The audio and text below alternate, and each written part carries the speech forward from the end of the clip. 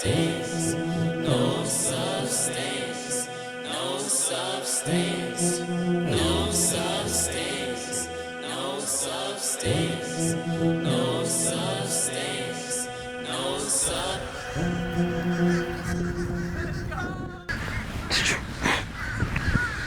Deep breath. Let's get it. What's good, y'all? It's your boy Just John. Kwamé Fun. Where you could be so right you're wrong. Or so wrong you're right. Where you could believe in everything and believe in nothing. Or believe in nothing and believe in everything. Welcome to No Substance. Yee. Yes, sir. Look at the view, the scenery, man. This is peaceful, bro. Great location, great location. Love So, how the week been, man? What's been on your heart? The week's been good, man. I've been loving the consistency we've been bringing to the table. We have. You know, I've been going full throttle with my content and just what I'm doing, and I feel like I'm in a very, very blessed space, bro. You know, it's funny. I'm about 12 days sober, maybe more. I'm probably losing count a little, but the last two, like the last should episode, be more than that, because that was 2 episodes ago. It's about 12. It's probably more, but whatever. Yeah. The point of what I'm saying is, when I was 6 days, I pulled up on my homies. It was like my poetry team or whatever, and I told them, "Hey y'all, like for me, I stopped smoking," and they were like, "How many days has it been?" And I said 6 at that time, and they died laughing at me, bro. Because that's not quitting to them. They died laughing at me, and I was a little hurt. I ain't gonna lie, I was a little bit like, damn, like, but it made me go harder. It made me say, oh, I bet. Okay, cool. Okay. And now we over 12. So now we over 12. Yeah. It was on the 14th. Today's the 26th. So yeah, it's 12. Okay. Yeah. What about you? How you feeling? Same thing, man. I'm excited. I'm excited for the consistency with No Substance. I've been getting a lot of good feedback. What's some of the feedback you've gotten? Yo, when people talk to me, that's the first thing they bring up is the podcast. You know, which is cool. I feel like it's giving people a chance to dive into our minds deeper. They don't have to wait for me to be on stage and sharing like a actual think piece. You know what I'm saying? It's kind of something that we're diving in as we go, and people are including their perspectives into the pot. So it makes it fun. I like that it's like we're starting conversations. Yeah. And that's really what, you know, we've trying to build the platform to be something where we can start a conversation and the world can keep it going, right? And like one of the critiques I got, it's on my heart, but it will get there, is that they wish that I express like my true beliefs more than just trying to get the conversation started. But I think like as people understand what No Substance is, they'll understand why it's not about fully like me teaching or me telling what I think. It's more just me being human, wanting to have the conversation with everybody, right? Yeah. Right now in face to face with my brother Just John, but really in the front of the world, which is really cool. Just fun. Just fun. Yeah, for sure, man. That's what's up. But also, I was thinking, like, for us to be No Substance, we give it too much substance. Yeah, facts. Yo, we give it too much substance. I seen a comment on one of the first clips that it said like substance, straight substance is what it said. I'm like, that's funny that people are getting it without us having to say it like how you said it the first time. So it's beautiful, bro. I'm loving it. I realize our conversation is our communication maturity is like too good for podcasting. We don't interrupt each other. We be letting each other flow. Like I feel like I'll be watching other podcasts and it's always interruption and points, and that probably make for better entertainment. But like I realize in watching the episodes, we're very mature in how we communicate and how we patient, wait for the next one to finish. I wonder if that's a good thing or a bad thing, though. I think it's a great thing. I think we both give ourselves chances to like get our ideas across, and sometimes we may be developing the idea as we go, and so you don't want to intrude on somebody's steps, and then now we got to think about what we was trying to say. You know, we could jump through rabbit holes, but I feel like we tie a nice bow on whatever we talk about. So yeah, man, I hope the viewers and everybody that's watching that likes what we're doing and continues to just support and join the conversation. And also, like I say, give us critique. Don't be scared to go into the comments and tell us what we're doing right and or wrong. We want it. We want it. So let's dive into like artistry. We was talking a little bit of the craft of that last episode, but I want to talk about like artists and like kind of our mission and like our purpose and why we even do what we do, but why other people should do what they do. Like, Right. so I guess we could start off with we never introduced ourselves. So introduce yourself, bro. Wow. Thinking about it, yeah. Most people probably I just assume they know what I do. So my name is Just John. I'm a poet, songwriter, actor, activist, comedian, I guess you could throw in there. Whatever you want to say. I do so many things around the community. But overall, like you said, I'm a full-time artist. I take pride in lyrics and words, and a wordsmith, if you will. Just helping people free themselves on the inside, express themselves through poetry, through music, through art. As a form of therapy, as a form of self-expression. Mm-hmm. Yeah, so I'm Kwamé Fun, aka Quat. I'm also a full-time creative and aspiring artist. I like to think of myself as some sort of creative engineer, but we'll see where that goes. We'll see. I'm still trying to figure out exactly how that looks. I know books are in my future. I know that for a fact. I know paintings are always in my future, but I know it's so much more. So yeah, you said full-time creative, but it's aspiring artist. You have to explain that because. Okay, so. You know what I'm saying? Yeah. So, all right, let's go. Let's go. So, I believe that the responsibility of an artist is so paramount to society that I'm not quite sure that everybody who calls themselves an artist is an artist. I think the world is full of creatives, but there's a deep responsibility that comes with being an artist, like clothing, design, architecture, imagery, music, like everything that exists that makes up our experience is created by an artist. And our experience make up our reality. And our reality ultimately builds our personality, our belief system, who we are. So to cut that line with all the shit in the middle, really artists create individuals. Artists create what people believe. And if you don't take that responsibility properly, you can see the society kind of crumble on itself, which I think is what we're seeing now. So the responsibility of an artist is one that is very important. And I think that I wouldn't be quick to call myself an artist due to the lack thereof. And I take that responsibility, seriously, yeah. So I'm just kind of going through my path, going through my walk until I get there. But right now, I wouldn't call myself an artist, like I say, due to the lack thereof. But we get in there, I respect that. I think of this like parallel or like somewhere this intersects, but it's Black History Month right now. It's also about to be Women's Month. When they see it, it's gonna be March. But when I think of back in the day when I was in school, whenever I would go into textbooks or we would go around this time, a lot of like teachers or schools will be teaching like famous people from the time before, and it would be like mainly like inventors. I don't know if you ever noticed that, but like the people we would learn about were people that pioneered something. And a lot of inventors, like we knew about different people, Thomas Edison, etc. And so, it's a hot take, but I think of them as artists to me. Like they created something new that revolutionized how we look at the world.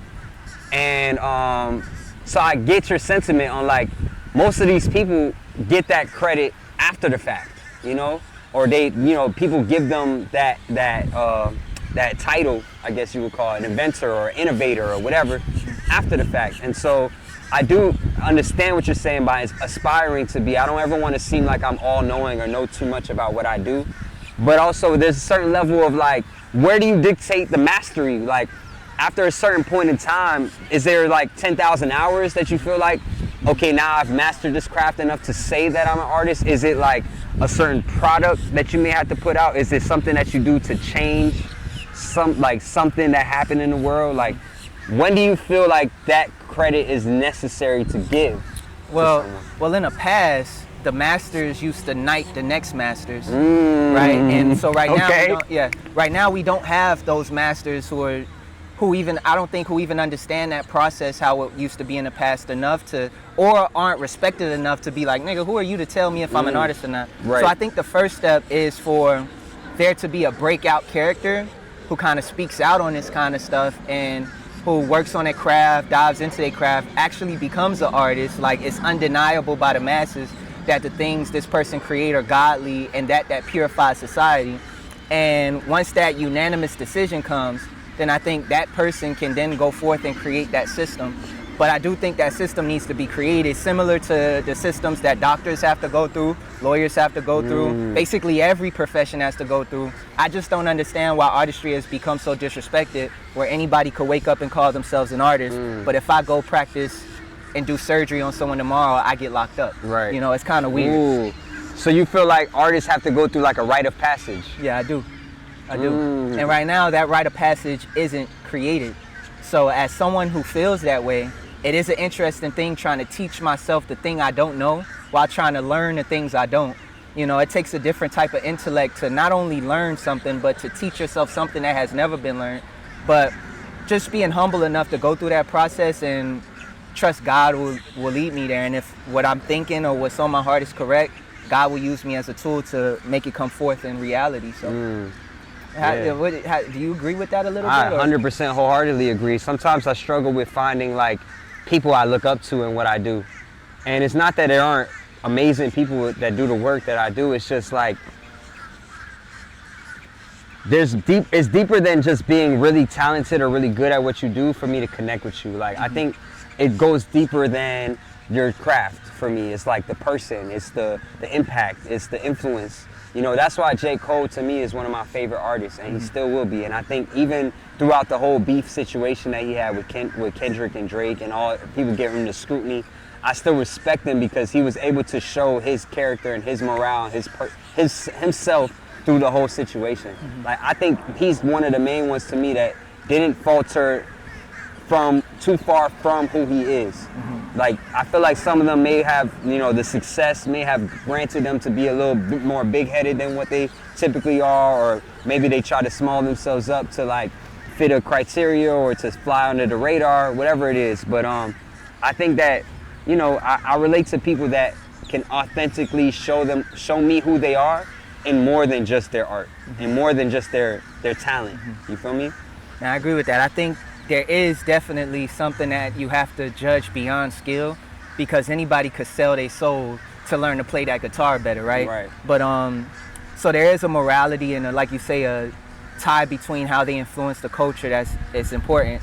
But let's dive into J. Cole, because at first listen, I enjoyed the album because of that skill aspect of things. But as I listen now, I'm having a hard time appreciating it because I feel like he didn't add anything new to society, to the culture. Like, when you listen to that album, you don't leave with a newfound understanding or newfound judgment. You just go being like, damn, Cole hard as fuck. That was dope. He rapped his ass off, right? Yeah. But I love Cole. I'm not Right. saying that's a bad thing. You know, sometimes you want to listen to a lyrical nigga, but I do want more substance when I listen to a whole project like that, especially a double tape, what it's called, double tape? Yeah, like a double-sided tape. album. Like, I want something that I leave and my soul feel transcendent. Like, I feel like I just learned something, or I moved beyond where I was.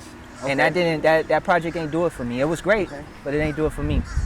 Man, But that goes to show that's the difference between our personality, though, because you're more, even if people pay attention to how our dynamic is in the episodes, I always go into like the philosophical thought of things, and then you ground it and bring it personal and like say things that people can relate to. Yeah. So like, it makes sense that we have those takes, and that's why we choose our type of celebrities or artists or people we look up to a little differently. Yeah. But I think that's what makes this balance really fire, because we hit all, you know, mind and heart, body and soul. Yeah, see, that's cool. I got a different perspective on it, so I'll dive in as well. Like, for me, I think what the newfound, like, I guess, concept that J. Cole brought wasn't from the music. It was from the situation that he faced, the adversity of having to apologize, redact his album, or the diss, if you will. And then now people are giving the noise of, hey, you got to come through and spit something about this situation. And he didn't. He kind of like said, hey, from like from Forest Hills Drive to now, these are stories that I wanted to tell that I didn't get to tell. And for me, one of the songs that resonate with me from the fall off was Quick Stop. He talks about like him going to the gas station, pumping gas, being like, oh shit. And then the dude says, yo, I'm serving. Oh shit, J. Cole, oh my God, bro, you changed my life. That was a good one. And for me, that song resonated so much because like him, I spent so much time focusing on the negative, or like focusing on like the things like I need to do better, that I didn't receive the love that I was getting the right way. And sometimes it's the little moments that we overlook. And so him having that whole 3 minutes of him rapping about this moment with this dude, and then kind of going their separate ways, made me realize, like, to me, the newfound, I guess, perspective that I got from it was that, like, he was able to just be himself and not have to falter to the noise. And you know, that could be like a simply put ideology, but to me, I think there's some slaps on the album. You know, I'm also Definitely a diehard fan, so like for me, I don't know, it hits differently for me to like listen to it and be able to relate. And then it made me get back in the booth. Like I was at a certain point like not fucking with my own music and wondering why. And it took me to like listening to him and hearing that he's singing melodies and stuff, and it's not perfect. It doesn't have to be perfect. You know what I'm saying? People who rock with it are gonna appreciate it. Yeah, there's gonna be people saying like, oh, this and that about it and critique, you know? But I think overarching, his album allowed me to take my critique out of the way and just appreciate it for what it is. Sometimes with art, we have to do that. Like, let's take, like, you as an artist, right? You ever see art and you have like so many things you want to say about it because you're an art or because you're a creative? Like, you see something and you say, okay, well, I would have did this different. I would have did it like this, da da da da. Have you ever had the moments, or do you approach it differently? Yeah, I think like, so to go back a little bit too, there are definitely some slaps on the album. I agree with that 100%. I feel that maybe I don't connect with like worldly things. Like someone has to talk to me a little deeper than just saying, oh, this was one of my experiences. And the reason why is because learning through others' experience, to me, it's smart, but it's also dangerous, because you never know if you're just validating your own flesh during the process, because you also never know if what someone experienced and what you're learning from them is 100% right. I like to go to like law, go directly to law, so then I could assess experiences a little differently. So to answer your question, when I do look at art, I don't look at what the artist created. I look at the translation of God's law through it. And as long as I feel that, if it feels like art to me, and if I don't have no point of critiquing it, because it's just someone expressing themselves. And like I wouldn't like, it's kind of messed up to go to someone who spilled their heart out to show their personality, to show their creation, and then to judge it. Right. Like, it's like judging a person, right? Yeah. Like, I wouldn't do that. But that's why I don't think it's art, because I do think art needs to be judged, and it needs to be judged harshly, because just like a pastor, those who teach get judged hardest by God. And there's a certain responsibility that comes with like creating something that purifies society. So when I do have that law in it, I wouldn't critique it, rather than try to learn and see like, okay, what am I feeling? Like, how did God flow through this artist? And like, how did they convey this so potently? Like, well, and I'm gonna finish off with this. One thing I like to say is, they say like a picture is worth 1,000 words and all of that stuff. And like, when you look at a painting, 1,000 people could have 1,000 interpretations. Right. I don't know how much I agree with that. I think skilled artists can hone in into that law that they want everybody to see. And the more skilled the artist, the more they can have majority of the world consolidate their mind and see one thing. It's very easy to put something on a canvas and everybody sees something different. It's very difficult and very challenging to try to hone in on that energy that you're trying to convey, or that law you're trying to spew, and have the whole world see that thing. Yeah. And so that's kind of how I look at it. Yeah, that's beautiful. Beautifully said, because I struggle with that. Like, through my poetry, through music, I think I always try to find the universal, I guess, message that I'm trying to convey.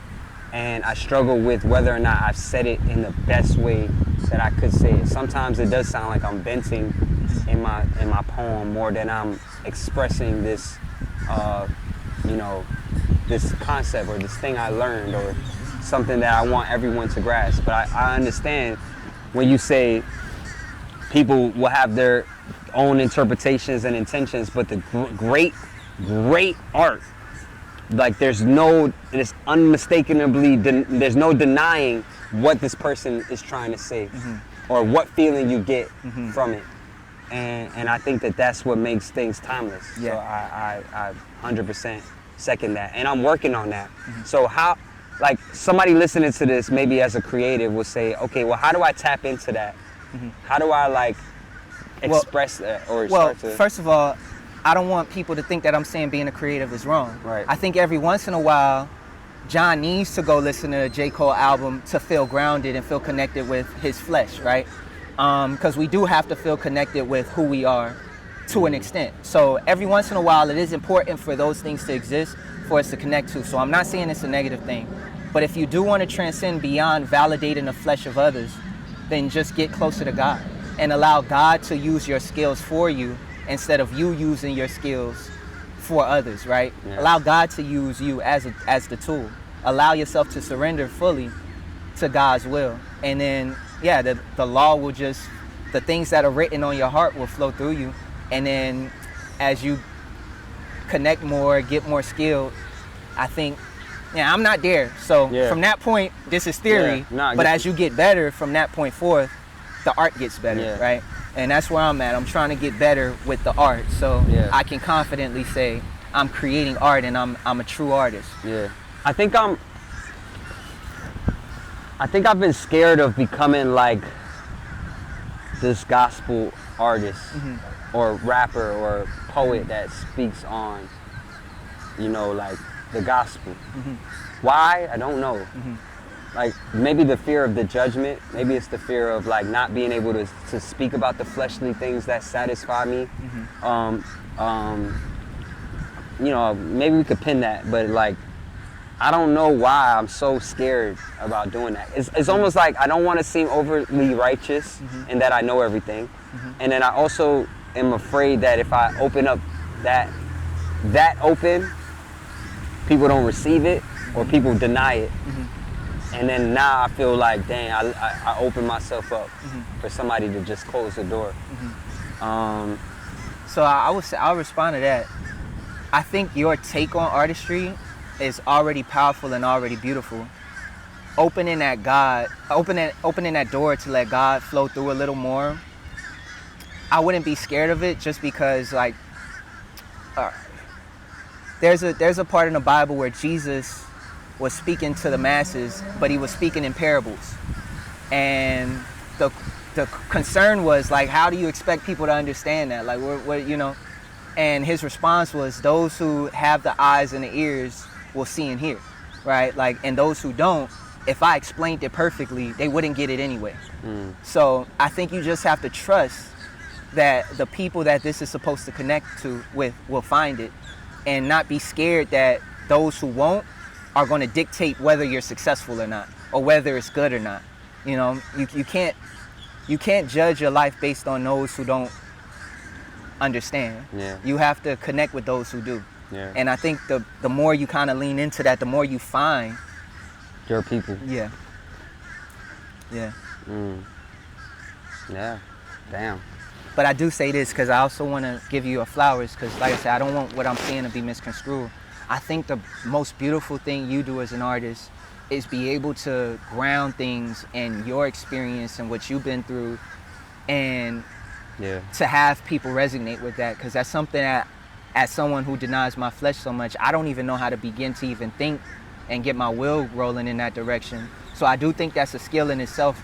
And I think I can use a little bit of that, and with the things that I'm saying, you could use a little bit, and we can like actually fine tune and polish our craft a little more, right? Because I do need to be a little more personable, and maybe you do need to not be scared to let God flow through all the way. You know, maybe you do need to end the thing with not your perspective, but the law and God's perspective, right? But yeah, that's deep. That's deep. Damn. Yeah, I needed to hear that. Yeah. Shoot. That tranquil, this one of those episodes where we gonna leave with a tranquil feeling. I really see it. Yeah, I'm gonna let that one sit, man.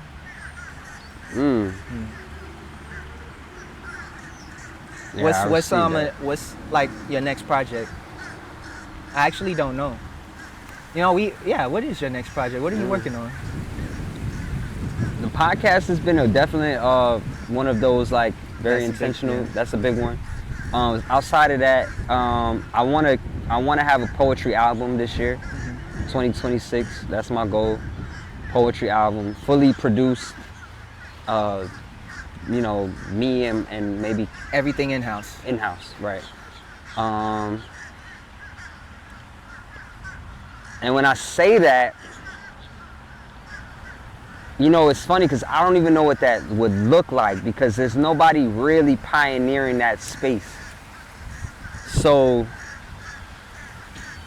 it's almost like what you said. It's like going back to what you said earlier. It's like I'm like digging through the dirt as I'm moving forward. Like, and I don't know what's in front of me, but I do know that I'm creating a path for someone else to say, "Oh wow, dang, somebody was here before," you know. So I'm figuring it out, and like I don't have all the answers. I don't know, to be honest. Like I don't even know what the next poem is gonna be. Sometimes it hits me with a line, or it hits me with an experience. It hits me as like sometimes it takes me years to write something. Like I give an example, like my poem dedicated to Kobe. Like took me years to, like it took me at least a year and a half to write that. Free Kobe. Free Kobe, for sure. And it took me tears. It took me mad long to write that poem, bruh. And it wasn't like, ooh, I'm getting teary-eyed talking about it. Like, it wasn't like I wrote it and had to fix it. It was like, it hit me all at once, but I had to wait for it to hit me. And I didn't force it. Because honestly, that poem, I started talking about my brother, my older brother. And me talking about that is why I feel like I mixed him and Kobe together in one. And it was like, I don't know, it almost felt like I wasn't writing it. Like, the best way to say it, like, the ideas were coming to me in the shower. Oh shoot, let me write this down. Oh shoot, that's a dope line. Oh cool. By the time I looked at the poem, I had a rough draft from a year ago, and in 2 days, I had finished the piece. And I'm like, yo, it took me 2 days to really write this, but it was really a year, because it was a year of experience. It was a year of gathering all the information that I wanted to like portray. It was, how can I flesh this metaphor out that people will get it, but also that it feels like it's authentic to the situation. That poem's called Crash Out. Crash Out is like a very like well-known term. People crash outs all the time.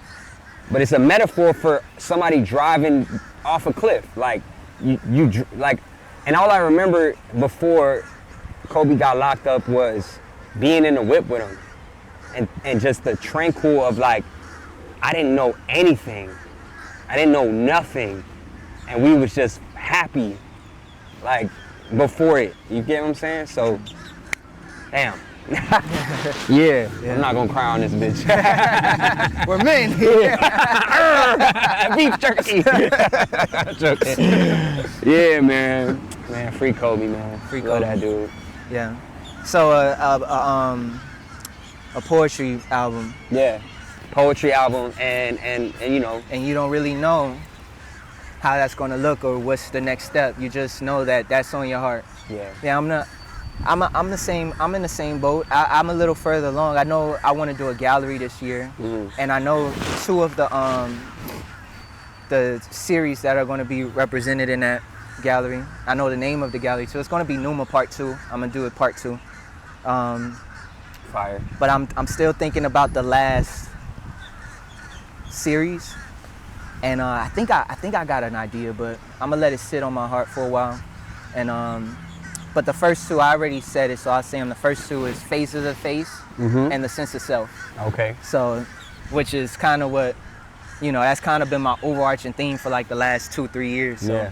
I'm excited to just finally let it all out on canvas, allow God to give me the last little bit of information I need, and then kind of move forward to the next philosophy I'm gonna lean on. So I'm ready for that. Yeah. We got about 3 minutes left. 3 minutes? All right, man. So shit. Close it out. Another good episode. It's my turn. Yeah.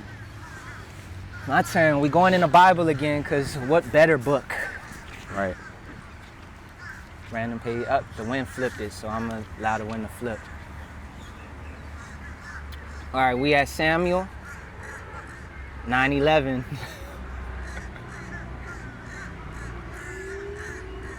The zebra said, let's start at 9:11. The zebra said to the king, according to all my lord the king has commanded his servants, so will your servants do. As for Mephibosheth said to the king, he shall eat at my table like one of the king's sons. Mephibosheth had a young son whose name was Micha, and all who dwelt in the house of Ziba were servants of Mephibosheth. So Mephibosheth dwelt in Jerusalem, for he ate continually at the king's table, and he was lame in both his feet. Sorry if I'm pronouncing that name wrong. Mm-hmm. It happened after this that the king of the people of Ammon died, and Hanun, his son, reigned in that place. Then David said, I will show kindness to Hanun, the son of Nahash, as his father showed kindness to me. So David sent by the hand of his servants to confront him concerning his father, and David's servants came into the land of the people of Ammon. We'll end there with that scripture. No time to dive in again, but This is cool, man. This is cool. Oh, man. Thank you. This has been an amazing time. Just fun. It's your boy, Just John. Kwamé Fun. And we'll see y'all in the next episode. Make sure y'all like, comment, and subscribe. Tell us how you feel about the pod. Give us some feedback. We love to hear it. I'm excited about what we got in store for y'all, man. You ain't gonna send us off, right? Well, you can be so wrong, you right. Well, you can be so right, you wrong. Well, you can believe in everything and believe in nothing, and you can believe in nothing and believe in everything. We gotta go. We love y'all.